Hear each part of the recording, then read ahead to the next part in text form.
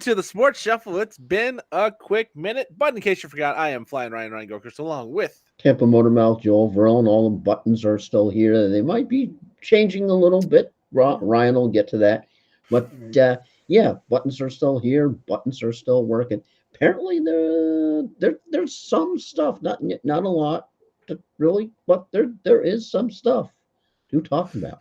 Yeah, we'll talk. We'll talk about the NFL free agency. That's going to be the bulk of this. We'll talk about Shohei Ohtani, as Joel mentioned. There are going to be Hmm, some changes boy, to how we broadcast this because Be Live, which we have used, is having some kind of issue with Facebook, and they need some kind of special way to go around and get around it. So instead, I think we're just going to copy and paste and share the link because, well, that's just easier. So you will probably not see this live on Facebook, only on the YouTube channel, but the podcast will so still we be have to now. available live So and after the fact. we'll be transitioning to your FaceTube as opposed to your Facebook. Yeah. One piece of news I do want to mention: the San Jose Sharks, the team I am representing, has hurt me so bad. Worst record in hockey. They've traded my favorite player to our arch rival, and Are they the Detroit Pistons of hockey, or maybe not quite that bad? they're the closest thing that the NHL has right now. We'll see. Because of the draft lottery, I'm fully expecting San Jose to pick third, even though they have the best odds to pick number one. And we'll find out the draft lottery in a couple weeks or so. And Um, how about you sort of have to feel just a little bit sorry for the Detroit Red Wings who won their game in a shootout last night. All of a sudden, their hope was a little bit alive until Washington absolutely crushed it by beating the Philadelphia Flyers and eliminating both the Red Wings and the Penguins, who were somehow in the playoff hunt. We're still trying to figure out how that happened. yeah. Good race at the As bottom of the East. Works out for Washington. Tampa back in the playoffs for what seems like the 100th year in a row. Battle of Florida. Yeah. Yeah, the reigning Eastern Conference champs versus the I guess you'd call them the fading dynasty in the Tampa Bay Lightning, but it's a good Bolts and series. six. I think I'm taking Florida. I haven't looked at Ooh, the okay. Florida's a great team this year. I mean, they really, really Yeah, are. It'll be a good series. Maybe we should do an NHL breakdown for the playoffs. I'm just not 100% sure because my heart is waiting for the draft lottery. yeah. Well, finally, that we'll be able to get past hearing about everybody. Even though I know you have your mock draft ready, and that'll be next time. It's not ready, but it's in process. But we will be ready for to get past hearing about the endless mock drafts. And of course, then we'll be hearing about the mock drafts for 2025. We Yeah, know somebody has one ready. yeah, and I'll say this before we go to Otani, which we'll get to after I finish what I'm saying. The mock draft I'm going to do is trying to be correct.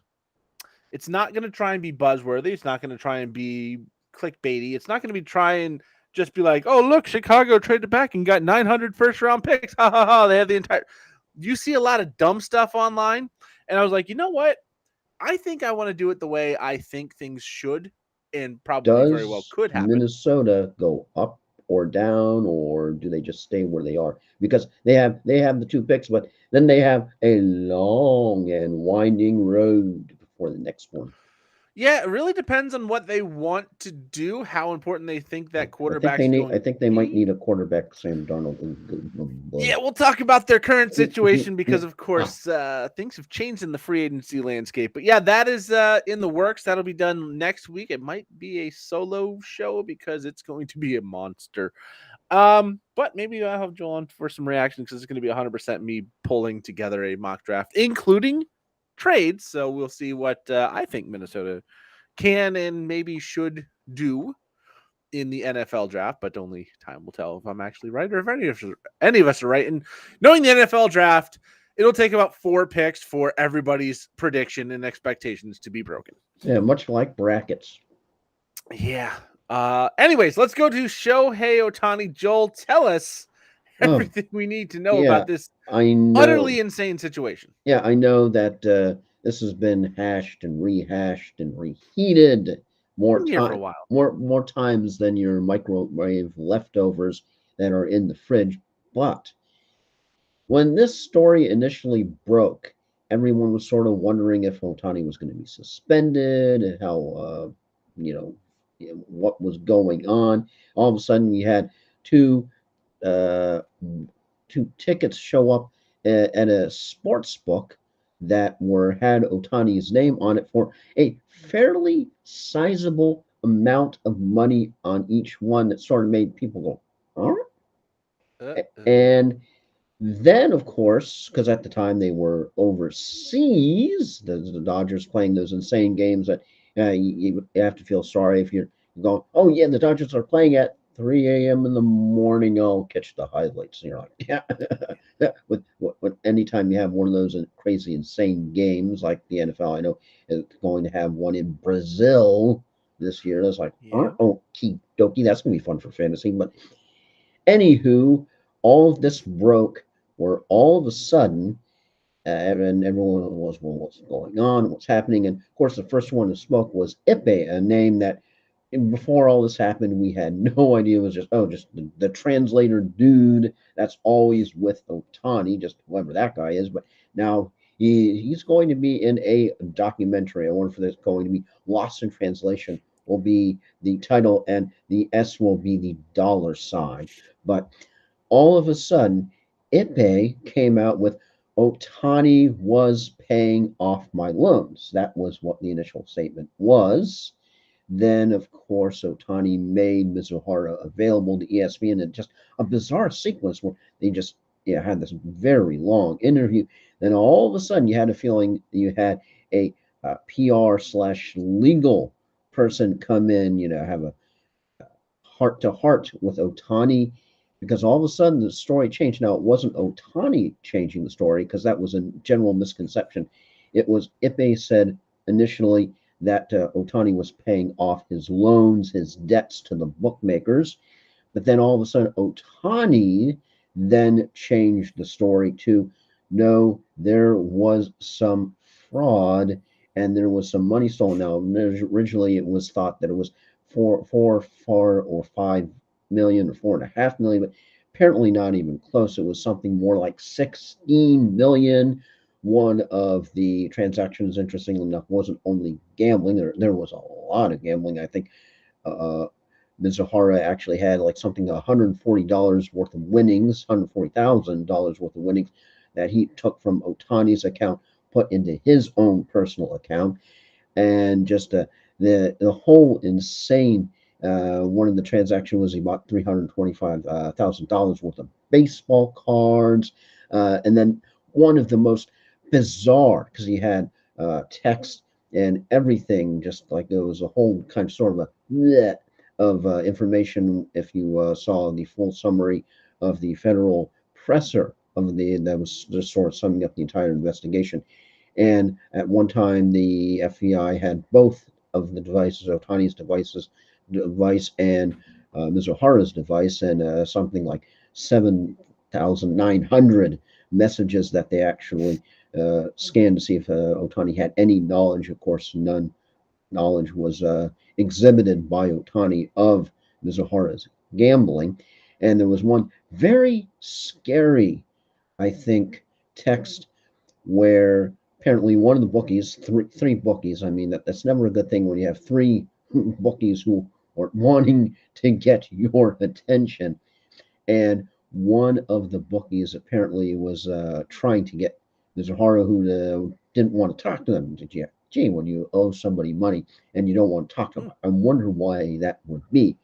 And the one of the bookies actually texted Mizuhara that, hey, he actually physically is looking at Otani walking his dog. And hey, if you don't get in touch with me, I'm going to have a chat with him. As that's just one of those very scary moments that might be from one of those many movies or uh, TVs. We're gonna have a conversation you might not appreciate. Yeah, Yeah, one exactly. of So those. just oh my gosh, I mean, what were some of the things? I'm just all of that. I know it's just information overload, but what were some of the things that just made you go, "Holy crap!" about this whole sitch flying? I mean, I'm not as in tune with this as Joel is. Joel is much more of the baseball person than I am. But whenever you have, like you said, multiple bookies saying, hey, you need to come to me or I'm going to make this billionaire, I'm going to make him a problem in your world because I can ruin you and him very, very easily. And the fact this story changed very quickly from, oh, he was doing me a favor because we're such good And friends to, oh, no, he was defrauding me for years and millions of dollars. because there's just the A story of little suspicious. yeah, friends or families of athletes, and not just Otani, but I'm sure many, excuse me, many stories of this happening. Pardon me, I don't have a cough button. Many stories of this happening with multiple athletes. So this is by no way means a isolated incident. It's just amazing the amount and the amount of years that has happened and the trust that was just absolutely shattered. Yeah, ESPN's got a 30 for 30 called Broke. It's one of the best things ESPN has ever put out. And it goes back and talks to these athletes about why, after making millions of dollars, they are broke today. And a lot of it is they want to live a certain level of lifestyle, but the other half is the people around them suck them dry. And that's exactly what this guy was doing to Shohei Ohtani. Shohei does not speak a word of English. He was the translator for Shohei Ohtani. So he has to trust what this guy is saying, literally, to understand his place in this country on his team. And he abused that. So I do recommend going and watching that documentary from ESPN because it does go through a lot of the same kind of things that we're seeing with this scandal. But I'm interested to see, how far this goes and what else comes out because it Yeah, seems like when the weird things happen, it's not just, oh yeah, this guy did something wrong to that guy and got caught. It's usually going to bring something crazy in that no one's expecting. It's going to break, and you'll be like, holy hell, what? How is this the yeah, yeah, Sicilian mafia's involvement in this guy's thing that yeah. it ended up that are trying to throw games for the car? Like, it's one of those, like, okay, something else. I think something else is going to come out of this. It's really, really bizarre. I don't think it's going to be against Shohei Okay, Ohtani. I actually do believe that yeah, he is fraud in this. He has can, been defrauded. with a non sequitur that, can you just imagine if the movie Eight Men Out, if something like that happened in modern times with the Black Sox? Mm-hmm. I mean, there was when this broke, there were people saying, there was a game against the Cardinals where Shohei was pitching and they were favored to do this many, and the over under was this, and all of a sudden Otani forgot how to pitch, couldn't hit, and whatever the bet would have, it's like it would have hit, and it made no sense. It's like, yeah, Yeah, it one of could be that, or it could just be an off night. Now yeah, you're like, well, maybe it was the other thing. yeah, one of the things that very quickly came out was the fact that Mizuhara did not bet baseball at all. Yeah, you can't bet on your sport. I know the NBA just gave a lifetime ban to some no-name player. I say that because I don't know his Two, name, and I two, know two it's not certain anybody. wide receivers from the NFL might want. Mm-hmm. Don't bet on your sport. Follow your betting rules if you are affiliated with a sports team. Jameson And Williams and Kelvin Ridley, cough, cough, hack, hack. yeah, uh, it's one of those things like gambling in sports. They've intermarried so much that this thing is going to keep happening. Things are going to keep happening with gambling and problems and bookies and major athletes. And hopefully, this is the last time we have to worry about, maybe one of the greatest athletes of our generation in a sport like baseball that's going to be involved. If you have, I don't even like. I'm trying to think of a no-name guy enough to even give as a. Oh, well, I got a list up here for players. If Felipe Franks, sorry, I'm not saying he is gambling, but if Felipe Franks is caught gambling on football, no one's going to care. Felipe Franks is still a pending free agent for what it's worth. Now, if you go back and find out Tom Brady was betting on Who, football, even if he was betting for the who, Patriots to win, it's like, you were what you, now? you, you mentioned Tom Brady, who might be open to unretiring again. FFS.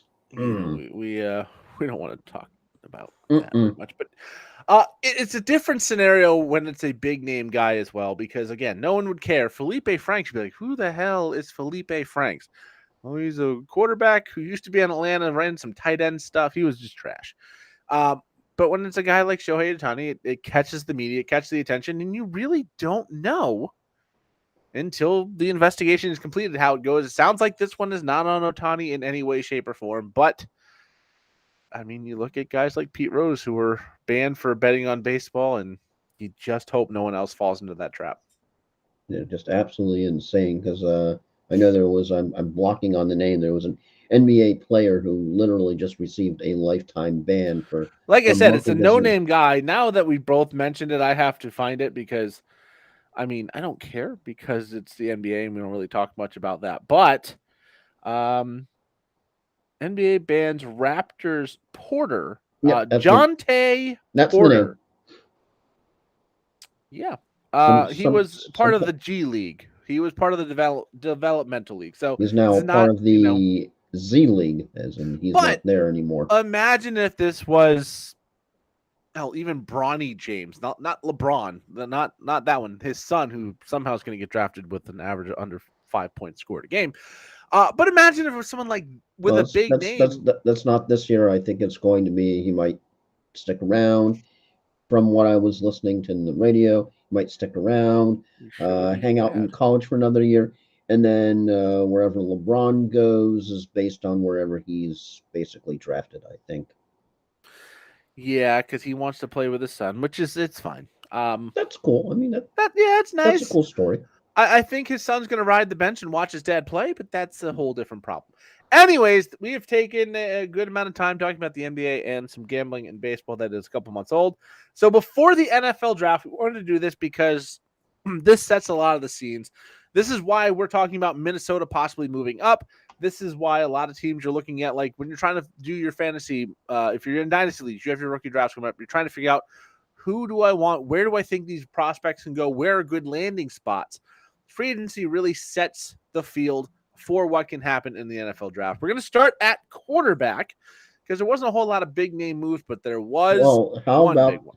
how about the most winningest locker room in the entire NFL? Has to be the Pittsburgh Steelers.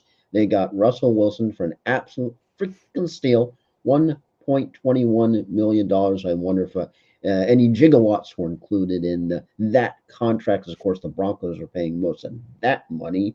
Good trade, not Yeah. for the Broncos.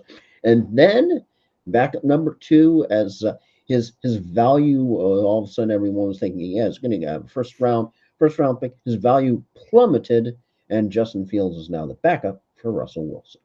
Yeah, both of them in Pittsburgh. Again, Pittsburgh is only paying $1.21 million to Russell Wilson. He's going to make about $40 million. The rest of that is coming from Denver. Possibly the worst trade of all time. It's definitely in the conversation. Did not work out. I maintain that he was not the problem with Denver. They were a deeply flawed team. Nathaniel Hackett was a problem. And Just a then little. you got Sean Payton, who just did not like Russell Wilson. I do think Russell Wilson is going to be the starter for that team. If you look at Justin Fields' stats for the last 3 years, they are well, they're not good. They're not good at all. I think he's got a 40 to 30 touchdown interception ratio in about 26 games. He doesn't throw the ball well. Yes, he's great running the ball, but he's not a passer. Russell Wilson's stats have been much better, even though you wouldn't believe it if you just listened to the Denver Broncos fans in the media complain about him. All But right. that is the situation in Pittsburgh. Next quarterback, of course, one of the worst kept secrets of the entire free agency deal that kind of kicked everything off along with the let Russ cook move. You like that? Going to Atlanta. Yeah, Kirk Cousins, 4 years, up to $180 million. Whew. Kirk Cousins going to Atlanta now. Drake London's That's a value in lot of fantasy money is for someone sparked. who has those injuries. Yeah. Now, we talked about Minnesota with their lack of draft capital. Here's a caveat to them possibly moving. The NFL is investigating Atlanta for tampering, and it's possible there will be a pick compensation for the tampering that goes from Atlanta to Minnesota. That could be something used to move back up in the draft. We'll see how that works out, but that possibly, if they can get it resolved before the draft, will play a factor in what Minnesota does. But Minnesota loses Kirk Cousins, who, for all the hate he got, was a great quarterback for that team. There's a stat line out there somewhere where it said Joe Burrow is great and Kirk Cousins stinks, and their playoff numbers are pretty much And the same, other Justin than what the defense allows. Justin Jefferson not too happy right now. No, and we'll skip ahead to the current solution for Minnesota because there's not a whole lot of other big quarterback moves, and that is Sam Darnold. Back up for Hallelujah, the holy San bleep, Francisco where's the 49ers, the Tylenol? man who saw ghosts in New York is currently on a 1-year, $10 million deal with the Minnesota Vikings. And as of right now, again, draft coming up, they are one of those teams. They did trade for Houston's first round pick this year, made some moves in that capacity to try and get the ammo. The theory is to move up and go get a Drake May, a JJ McCarthy, possibly Jaden Daniels. I think he's locked in at number 2, but we'll see. And Sam Darnold, right now, the number 1 quarterback for your Minnesota Vikings. And of course, in pewter and black land here, I'm definitely happy. I mean, Bucks really tended not to do much of a splash free agency. One of the things, of course, you had the list coming out of the Atlanta Falcons that you had that Justin Fields wasn't the most wanted quarterback. He was actually number 3 because he had you like that. Then number 2 was Baker Mayfield, but of course, when it became known pretty much that KC was going to Atlanta, that just sort of freed Baker Mayfield up, and you're like, okay, I might as well bake some more in Tampa Bay, and that's what happened. Yeah, not free agency related because, well, I guess they were because they were free agents came back. But Baker Mayfield and Mike Evans both re-signing with the Tampa Bay Buccaneers. That's good news if you're a Buccaneers fan. I think you keep this offense together. They weren't a bad unit last year. I think Baker showed that he still has some juice in the tank.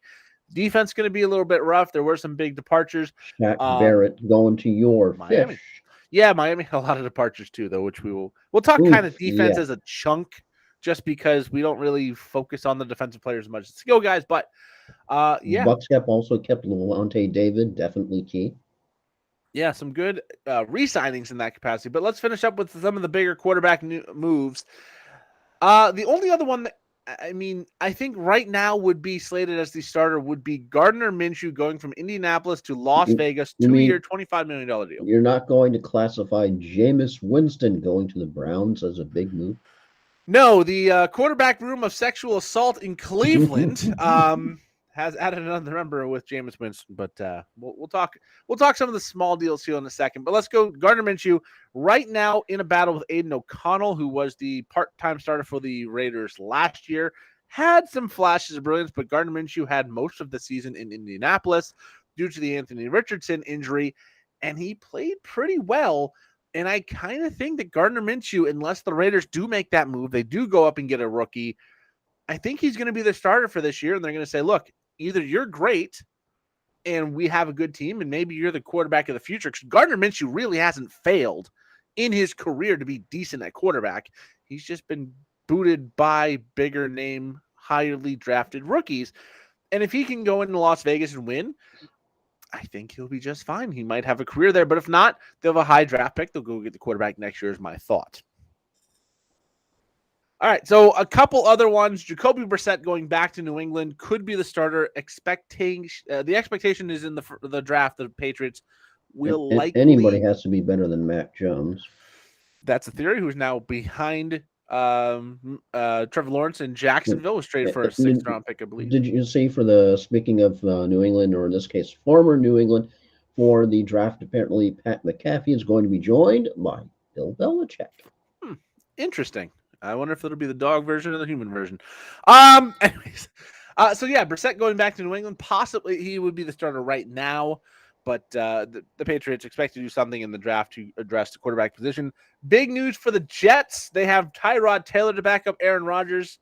Aaron Rodgers, who in the last couple of weeks will not be a vice presidential candidate, by the way. He will not be a vice presidential candidate. And the big meme going around recently was his tenure on the field for the Jets was shorter than the total solar eclipse totality. Did you also saw somebody had a very good meme. They said that Angel Hernandez missed the solar eclipse. That guy's a travesty. All right, a few other quick hitters. Marcus Mariota to the Washington Commanders could be, as of right now, the starter. They did trade Sam Howell to Seattle, but we know Washington at number 2 is taking quarterback, so he will not be the starter. Mitch Trubisky going back to Buffalo to back up Josh Allen the second time. Again, I think that's going to be just fine. We saw last year 19 quarterbacks get injured. At least Mitch Trubisky has some starting experience. Drew Lock from Seattle to the Giants. Joe Flacco, he's now the backup in Indianapolis, and he had such a big role with Cleveland. So that is a big signing for Indianapolis. We'll see if Anthony Richardson can stay healthy.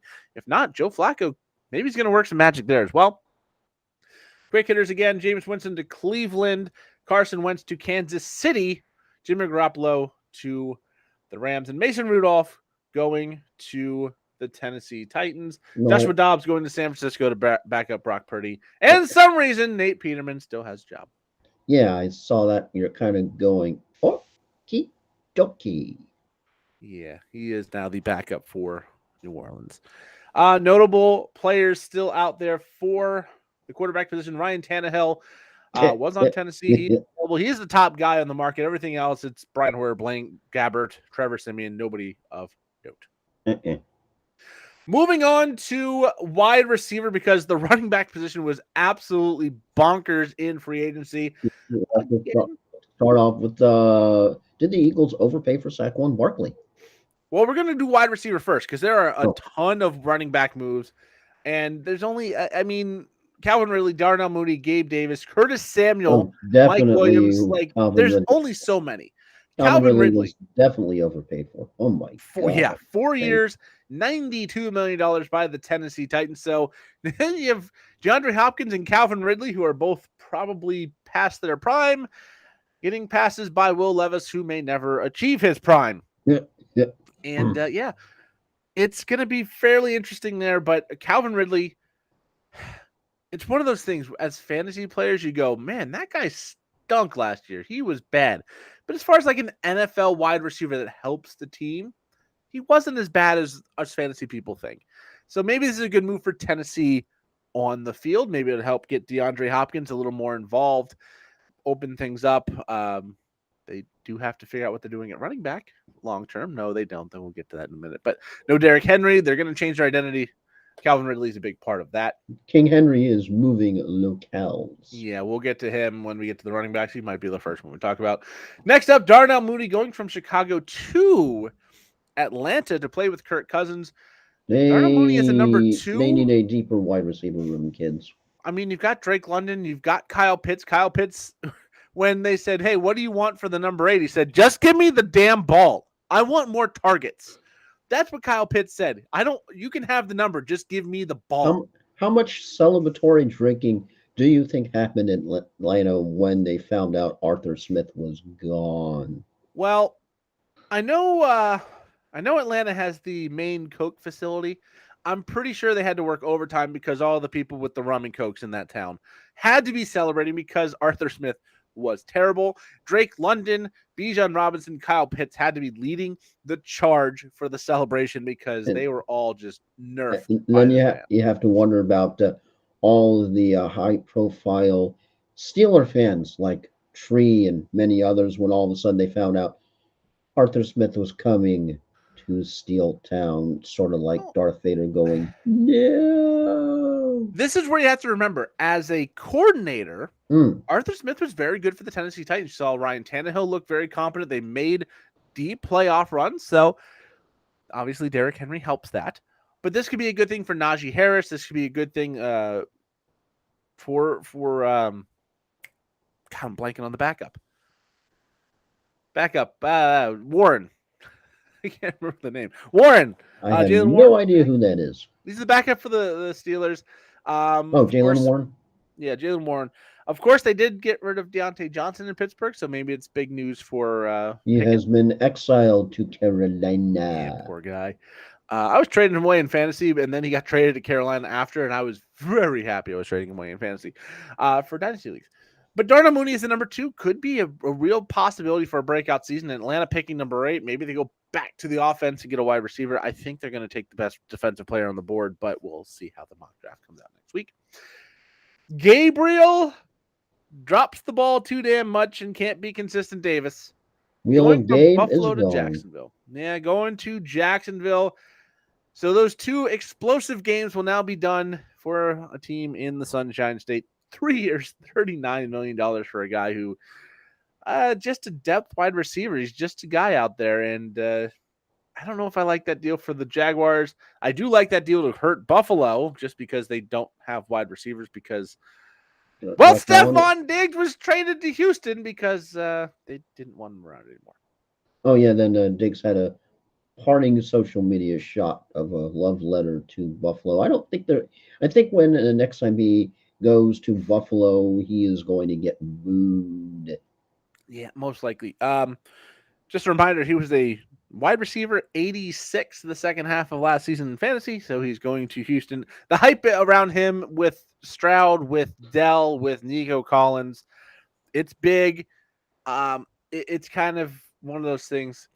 You almost have to just wait and see at this point because he is getting up there in age. Buffalo replaced Gabriel Davis with one Curtis Samuel, who is only 27.6. It feels like he's got to be pushing 40 by now. But he goes to Buffalo on a 3-year, $24 million deal. Kendrick Bourne re-signed with the New England Patriots. And then there's a couple big ones coming up still. Mike Williams, doing this in order of contract value, by the way. Mike Williams was released from the Chargers because he was one of the top 2 wide receivers in annual salary. The other one was Keenan Allen, who is also not on the Chargers anymore. Mike Williams goes to the Jets on a 1-year, $10 million deal to hopefully play with Aaron Rodgers. Keenan Allen was traded to the Bears, so the cupboard is bare in Chargerland. In Chargerland, it's very bad. A couple other bigger ones just because of the possible. Oh, yeah, it's just sort of weird with Austin Eckler not being with the Chargers this year. Yeah, that we'll get to that too, and then we will. The Chargers are going to be interesting in this mock draft because they have so many ways they can go. Marquise Brown going from Arizona to Kansas City, giving a big play threat to Pat Mahomes. I don't know if I love it, but with the Rashee Rice situation, I think he's going to be very, very used in Kansas City. Lamborghini is trending. Yeah, Lamborghini full of weed causes accident on the highway. Who is it? It's Rashee Rice. Hey. Why did he have his playbook with him? He's man. I get their kids. I get their kids in the NFL, but man, that was dumb. KJ Osborne going to New England, possibly the number 1 receiver on a 1-year, $4 million deal. I believe that is it for the big ones. Some bigger names still on the market, though. Hunter Renfrow, formerly with the Raiders. Allen Robinson, who has just disappeared off the face of the earth. Yeah, no. Odell Beckham Jr., Michael Gallup, Tyler Boyd, Michael Thomas, Marquez Valdez-Scantling, who had 2 great years with the Chiefs, winning Super Bowls in back-to-back years. Russell Gage, who had some time in Tampa and Atlanta, was solid. DJ Chark, Nicole Hardman. No. Yeah. And, of course, everybody's favorite bum, Chase Claypool, also available if you are so desperate. No major tight end moves. Yeah, that trade did not work out well in Miami. No. But no major tight end moves. So let's go to the running backs because this was where all the moves were happening. And we will start with Derrick Henry gets traded to the Ravens the same time that they banned the hip drop tackle. Yeah, Derrick Henry signs with the Ravens 2 years, $16 million. They did ban the hip drop tackle, so how are you going to take down this monster? I don't know. Baltimore, I don't know if it's just the rule or just because I love Derrick Henry as a player, but I think Baltimore got a lot better. It's a great signing for Baltimore to get a guy like Derrick Henry to partner with Lamar Jackson. Now you've got a quarterback that can run it, a running back that can run it, and you've got Zay Flowers on the outside. They need to get another receiver. They've got Mark Andrews coming back. This could be a very, very, very dynamic offense through the air and on the ground with that move. The biggest surprise of free agency, I would say, was Josh Jacobs going to the Green Bay Packers. Oh, can you imagine being a Packer fan? The one thing definitely Tom Grossi all of a sudden Mm-hmm. having that half an hour where, oh man, think about this. We have Josh Jacobs, we have Aaron Jones. This is going to be great until Aaron Jones gets traded because he didn't want to take a pay cut. Yeah, Josh Jacobs goes to the Packers 4 years for $48 million, which is basically the same deal that they made with Aaron Jones about 3 years ago. Aaron Jones was then released, picked up by the Minnesota Vikings on a 1 year, $7 million deal. He will be their starter there, barring some kind of craziness in the draft. But two big moves in the NFC North at the running back position. Also going to the NFC North, DeAndre Swift on a 3 year, $24 million deal to go back to the Chicago Bears, who Keenan Allen, you've got DJ Moore, now you've got DeAndre Swift, Cole Kmet at tight end. This offense is starting to look like it's got some weapons. We'll have to see what happens with Caleb Williams, who was almost certainly the number one pick in the NFL draft. I think that's overpaid. But to answer Joel's question from earlier, Saquon Barkley, 3 years, $37.75 million to go from the Giants Million. in division to the Philadelphia Eagles. And Joel, I don't think this is an overpay. I think Saquon Barkley is worth that money. He is getting up there. He's 27 for running back. That's basically old. But he's How going about behind a the great offensive line. transposition if you have from the Port Titans to go from King Henry to Tony Pollard? Tony Pollard was apparently dealing with a pretty significant injury last year that really didn't let him get going. It actually was stemming from the year before. So he says he was really hurt most of the year and kind of at the end of the year started to figure it out and get better. If that's the case, then maybe that's not such a bad move. But Pollard, 3 years, $21 million to the Tennessee Titans. He's got some big shoes to fill, and I don't think he's going to quite fill them the way Titans fans are used to seeing their running backs do. Speaking of guys with shoes to fill that they're not going to sustain and not going to do, Devin Singletary from Houston to the Giants, 3 years, $16.5 million deal to follow up Saquon Barkley. Singletary was very good at the end of last year, but we saw him with the Buffalo Bills Yeah, not really made sustain. Damian Pierce owners very, very not happy. Yeah. Antonio Gibson, now part of the New England Patriots, 3 years for just over $11 million. Austin Eckler, 2 years, $8.34 million to go from the Chargers to Washington. So your number one running back is gone. Your top two receivers are gone in Charger land, and you got Jim Harbaugh. So congratulations. You have a college coach and no assets to work with outside of Justin Herbert and a salary cap that is in the toilet. So, And Justin Herbert injury concerns possibly carrying over from this year. yeah, I mean, he had the thumb injuries last year. He had the chest injuries the year before.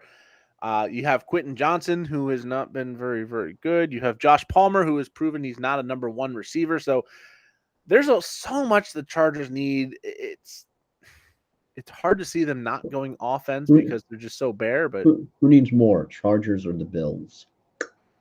the Chargers. I mean, the Bills need a wide receiver, but I think they're comfortable with Cook in the backfield. I think they're better off with Josh Allen, and they have Dalton Kincaid and Dawson Knox, who are both competent. Who's the starting tight end for the Chargers right now? Yeah. My point exactly. So, yes, the Bills need a lot, and obviously losing a lot of older guys on bad contracts, it's going to sting in the short term. But the theory the Buffalo's going with is let's have a down year while we still have Josh Allen, and we can get some assets. We can get these young guys up, and hopefully the window, we slightly close it, and then we reopen it with some draft picks in the next couple of years. That's the hope. We'll see if it works out. But Austin Eckler to the Washington Commanders. Zach Moss, 2 year, $8 million deal with the Cincinnati Bengals, would be the number one running back there due to Joe Mixon being cut. No, wait, we're going to trade him, which is how that worked, to the Houston Texans to be the starting running back there. So now you've got Diggs, you've got Collins, you've got Dell coming back from injury, you got Joe Mixon, you got Dalton Schultz, and you have CJ Stroud. That is an offense that is absolutely loaded, and they have a pretty good offensive line. So that defense comes around. The Houston Texans could go from laughing stock to Super Bowl champion not contender, champion in just a couple of years. Imagine what Carolina could have done with CJ Stroud. Hmm. Hmm. Other big moves we talked about. Oh, well, I mean, the Chargers did get Gus Edwards in the backfield, so Guess I the guess they're butt. fine. Gus Edwards, though, it is going to be Roman's offense, who was the coordinator for the Baltimore Ravens for a while, Greg Roman. He's back under that guy, and Gus Edwards did have a few good seasons there. He has a great average, and he does get the touchdown, so maybe he's their starter. I know the rumors and the mocks all have like a third round running back going to the Chargers, being the number one, probably Blake Corum, who played for Jim Harbaugh in Michigan. We'll see. But right now, Gus Edwards looks like the guy there. And yeah, Alexander Madison, 1 year, $2 million deal with the Vegas Raiders. We will see. I don't think he's going to be the He's starter. I think just that's another team's going he's to really draft. disappointed. I think in fantasy and reality, you're still waiting for him to have that He's not going to holy break out. crap breakout year. It's not going to happen. He might get the chance with Vegas, but his fumbling problems are too big. Dylan back to the Packers. Clyde Edwards-Helaire back to the Chiefs. Chase Edmonds back to the Bucks. Ty Johnson and going back to Buffalo. Salvin Ahmed back to Miami. Nothing too exciting here. Rico Dowdle back to the Dallas Cowboys, who right now it looks like a void at running back. So maybe that's the bigger Cowboys news. are all in, Yeah, all whatever in my whatever that butt. meant. I don't believe it. Still on the market, Zeke Elliott, Boston Scott, Damian Harris, who has retired. He should not be on this list. Cam Akers, who second Achilles injury has to be career-ending in my like Ouch. at least relevance. J.K. Dobbins, who's been chronically injured, he is on the market as well. Still, Kareem Hunt, Rashad Penny, Jerick McKinnon, Marlon Mack, who is still for some reason on this list, and Why does this remind me of the league waiver wire? because in the 16 team, that is pretty much how it goes. All right, let's talk some of the defensive big names. The biggest defensive contract of this offseason was Christian Wilkins going from Miami to the Las Vegas Raiders for 4 years, $110 million. And when I saw that contract, I went, well, I'm kind of glad Miami didn't do that because that's a lot of money for a defensive tackle that is not Aaron Donald, who has since retired in the NFL. Congratulations on a Hall That of Fame career to Aaron Donald. definitely a huge career. But Aaron Donald was making like $30 million a year. That's pretty close to what Christian Wilkins is doing, and he is nowhere near the disruptor and talent. Good for Christian Wilkins, get that money while you can, but I think it's a bad deal for the Las Vegas Raiders. Would have liked to have seen him in Miami, but for that money, I can't blame him for leaving. Xavier McKinney, the strong safety going to Green Bay. Safety's been a big concern for them for a while. 4-year, $67 million deal. Daniil Hunter going to the Texans. The Texans are loading up. They're trying to say, hey, we got Stroud on the rookie deal. Let's do it. Hunter to Houston. Patrick Queen stays in the division, goes Baltimore to Pittsburgh. So speaking of people getting booed next time they go to their old home, I think Patrick Queen is on that list as well. Chauncey Gardner-Johnson, who was on the Lions last year, had a great season. He is now with Philadelphia. And yeah, you had mentioned a few guys from Tampa. Levante David Going down re-signed. the Shaq list. Barrett going down south to South Beach with y'all. Yeah, Shaq Barrett, 1 year, $7 million deal to go to Miami.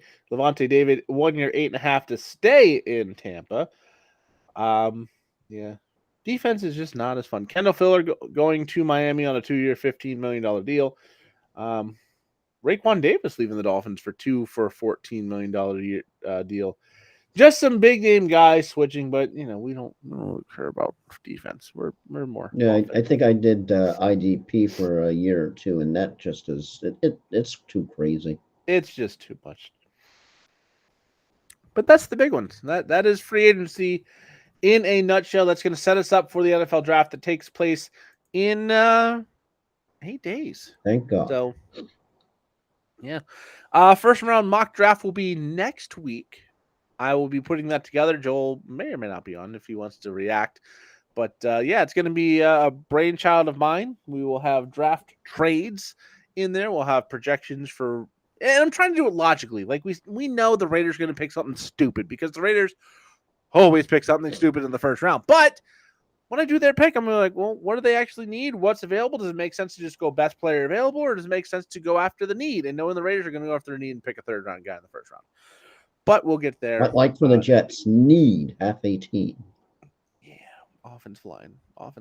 You need offensive line. They're going to take Brock Bowers probably if he's available, but they need offensive line because guess what? You saw what happened when you didn't have an offensive line when you lost Aaron Rodgers for the season and had to play Zach After just freaking a Wilson. few snaps. Oh, it's weird. That guy we paid all the money, who was a Hall of Famer in the future, we didn't protect him, and he got hurt, and our season sucked. Yeah, that's exactly what happened. Anyways, time for final thoughts, and Joel, we'll start with you. Final thoughts. Of course, this weekend the Rays honored posthumously former longtime broadcaster Dave Wells to the Rays Hall of Fame as the all of a sudden last year everybody was just it came out of nowhere right before the season started. He ended up passing very suddenly and all of a sudden just took everybody by complete shock. Of course, Wells was present with the Rays for both of the World Series, the 2008 one that yeah, makes Rays fans not like Phillies too much. And then, of course, the 2020 one where they end up getting beaten by the Dodgers, just running into absolute, yeah, absolute buzzsaw. You could tell right off the first game. And of course, Dave Wells was there for the historic 2011 game 162 that is the game that you will remember forever. Just all of a sudden, probably you were like me, probably turned off, and all of a sudden it's like, what's the score? And of course, he had the call. Rays came back and won, ended up climbing back to get into the playoffs. So the Rays put him in the Ring of Honor this weekend.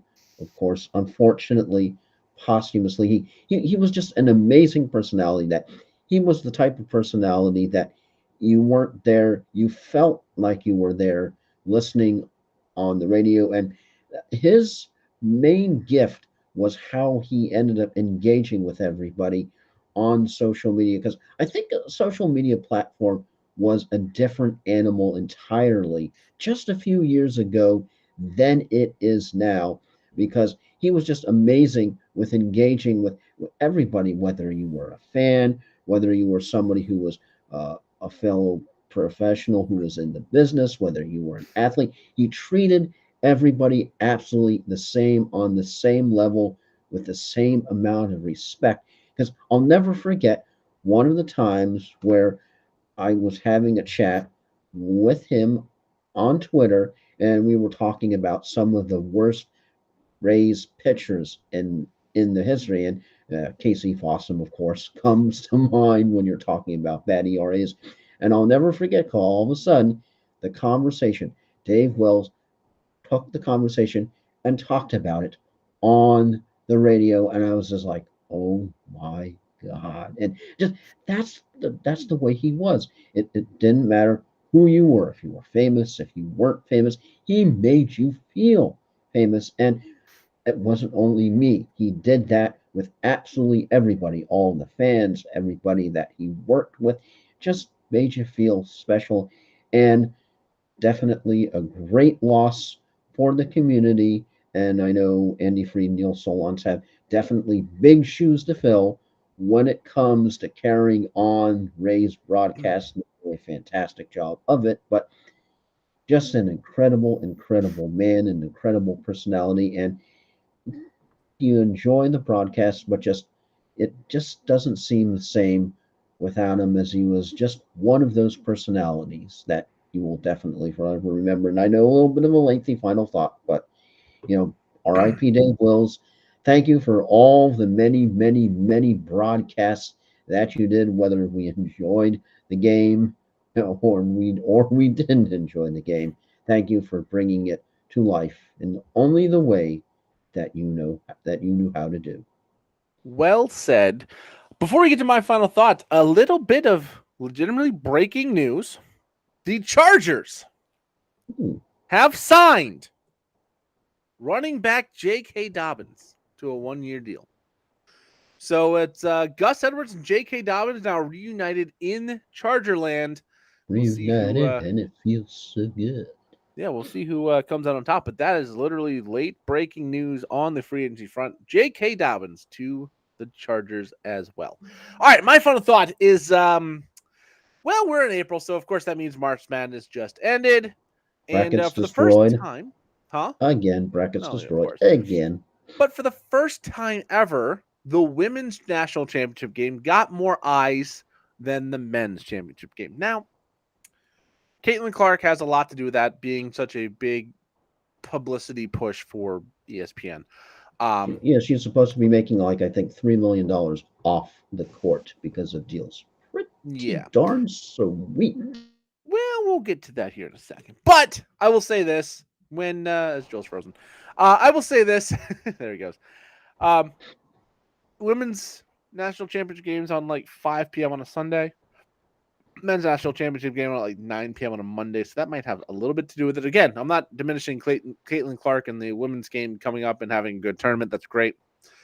What I have a problem with is all the commentators going, Caitlin Clark deserves millions of dollars. It's like, no, she doesn't. Because you may have seen she was drafted number 1 overall to the Indiana Fever. And I know we're talking about WNBA for the first time ever, so I'm sorry it's going to sound Smart bad. shuffle, breaking news Yes. here. So she was drafted first overall to the Indiana Fever. Her contract comes out. She makes like $80,000 a year. And people go, whoa, she's like the face of women's basketball. She should make a lot more money than that. And you know what? If you believe that, I want you to tell me how many WNBA games you have gone and seen. Wasn't she just How on many- Saturday Night Live, I think? Yeah. How many WNBA jerseys you own? Who are your top 5 Zero. favorite players of all time? And then when you realize that you do not have answers to those questions, understand that's why she's not paid. The fact of the matter is, no matter who you are, and Joel and I are not basketball fans, you have had this conversation once, if not more. Who is better, Jordan or LeBron? Jordan or Kobe? Who is better, Magic or Kareem? You have had these conversations. I'm not a basketball fan. I've been to NBA games. I have NBA jerseys. I have bought NBA video games. I have watched the basketball at multiple times through my life. Joel, I'm sure you're in the same boat. Oh my, he's on fire. Yeah, definitely NBA Jam. Yeah. I remember Vince Carter. I remember like Dennis Rodman was one of my favorite players growing up. I remember all these guys that were not necessarily the big name guys. You also can't forget Practice. Yeah, Allen Iverson with his micro statue now in front of Philly. That's a whole different thing. Yeah, in front of the practice field. Yeah, but you have like Victor Wembanyama. I think I said that right, actually. Yeah, you comes in the did. deal. Plus comes in the NBA, makes like 4 years, $55.1 million, and people go, "Well, look what he makes." It's like, yeah, the NBA makes $10 billion in revenue above their operating costs. You can pay guys millions of dollars when you make 10 billion. People don't understand how much more than a billion is. The NBA makes $10 billion. The WNBA, you know what their revenue stream was last year? Joel, any idea? No clue. 60 million. Not too shabby. It's not bad. It's this league is subsidized by the NBA to keep it afloat because the NBA has a vested interest in keeping the women's game. Weren't they trying to separate from the NBA a while back? That would be a mistake. Yeah. That would be a mistake because you make $60 million in total revenue that's shared amongst all of the teams. So how much is each team getting? And how are you going to pay millions of dollars if, you're getting one chunk of 60 million? If you want that to change, go to the game. If you want that to change, buy the jerseys. If you want that to change, make it that way. Don't go on social media. She deserves more money. I've had to snooze so many pages because I'm sick of seeing Caitlin Clark's face and no, she needs more money. More people right now are going to identify with Draymond Green, even when he does something crazy like whacking somebody upside the head or hitting somebody in the gonads, or where's LeBron James going to go for next year, or why is Steph Curry when Draymond Green gets ejected pulling the shirt over his head? People are still going to pay attention, more attention to that. Who gets the last playoff spot? What's the play-in game? With the NBA right now, then I think they're going to pay attention to the WNBA. I mean, that's getting a whole lot of hype. It's all because of Hurricane Clark right now. And that's a good thing because I don't think positive hype is entirely a bad thing. But when you overhype something or someone, I think it can get to the point where, like you say, you almost wish you could snooze a trend, you could snooze a Yeah. topic, just because you're just like, okay, enough, please. It's like, I don't know, trying to pick something from football, something out of my hat that I'm trying to think of, but it just gets to the point you hear enough of it. It's like, okay, I get it. She's good. She's maybe a once in a lifetime or once in a generation talent, but still, it's I think right now in the world that we live in, she is making inroads. Nothing wrong with that, but still, NBA is still without a doubt king over the WNBA. Yeah, and it's not to take anything away from her as a player. She's very talented. I know there's people saying, take her in the NBA. Go for it. I don't think that's going to work out how you think it is just because Because she's because they're not trying to 7 do. feet tall and a Yeah, freak because I athlete. yeah, because I know they had with like the All Star Weekend, they had WNBA and NBA doing like the competitions.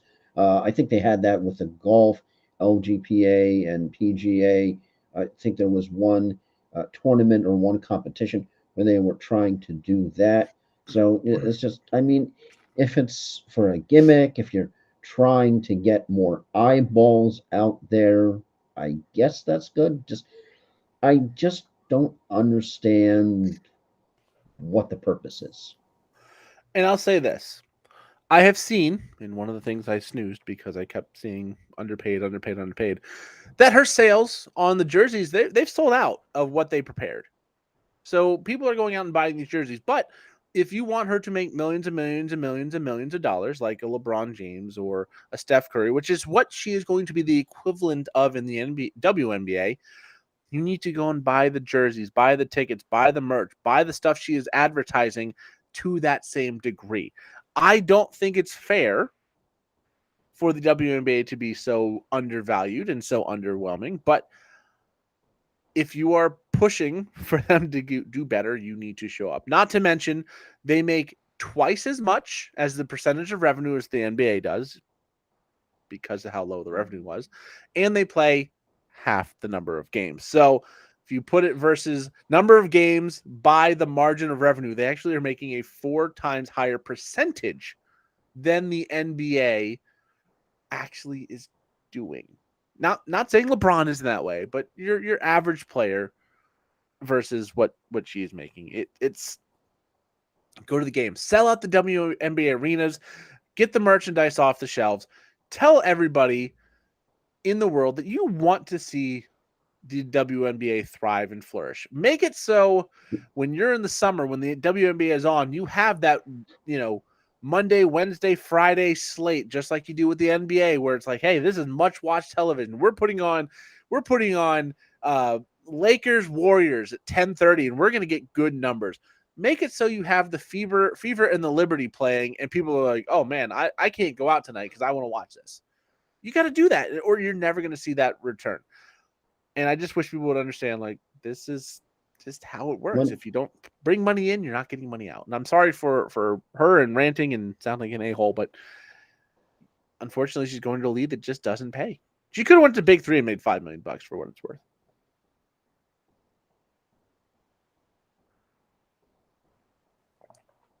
Now we let that fart sit in the air for a little bit. That's our time.